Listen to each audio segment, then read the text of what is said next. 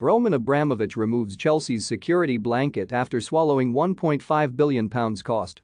Roman Abramovich has already sent one seismic shock thundering through English football. When he bought Chelsea back in 2003, it signaled the end of the old order and ushered in a new era. The news which broke last night will have the same deep and long-lasting effect, but not in a good way. Back then, it was greeted with dismay by Chelsea's rivals. You could almost hear the angst in the voice of Arsenal vice-chairman David Dine when he said, "Roman Abramovich has parked his tanks on our front lawn, and he's firing £50 notes at us." And the silent Siberian did too. Abramovich was determined to land with a bang, and boy, did he. It didn't take him long to hire Jose Mourinho, the best up-and-coming manager in the business. Brash, arrogant, and, yes, special. The new model Chelsea was created in his image. Join the debate. Will Chelsea suffer now that Abramovich has stepped back? Let us know your thoughts below. The Blues elbowed their way to the top, smashing to pieces the cosy cabal that Manchester United and Arsenal had created for themselves, a party which Liverpool were incapable of gate-crashing. The girth of the Russians' wallet ensured that the best were enticed to the King's Road. It took time, 9 years, in fact, but the policy of recruiting and remunerating the best was bound to pay dividends. It did on that special night in Munich 4 years after John Terry missed the penalty that should have brought European football's blue ribband prize against Manchester United in Moscow.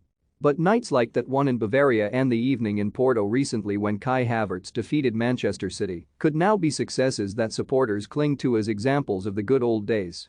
Make no mistake, Abramovich has not handed over control of Chelsea to the club's charitable foundation because he was running short of cash. His personal investment in Chelsea is £1.5 billion. American business magazine Forbes lists his wealth at around 7 times that figure. It's a considerable stake. But it's fair to say he will have food on the table at the end of the week for the foreseeable future. He's not done it because he has fallen out of love with the game. If he had, he could have sourced a buyer. There are wealthy individuals out there who would have taken it off his hands. With plenty of private equity money swishing around, there would have been a queue of investors. No, by handing it over to the club's charitable trust, Abramovich has ensured that those who truly have the club's best interests at heart will make the correct decisions over its future. The precise terms of that arrangement have not been disclosed and are unlikely to be.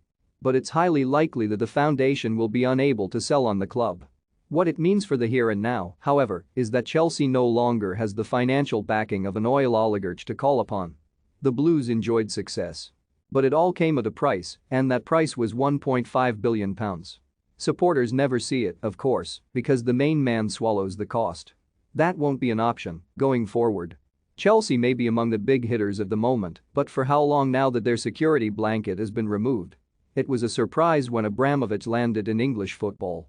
It's not so much a surprise that he has gone. The net is closing. Russia's incursion into Ukraine's sovereign territory has placed all of their nationals, particularly the ones in the United Kingdom, with significant personal wealth under scrutiny. Abramovich has acted before he was forced to. At least by doing this he can partly control the outcome. He has not suffered the embarrassment of having to hand it over to the British government. Chelsea Football Club benefited hugely from the first jolt sparked by him, but the outcome won't be as pleasant this time around.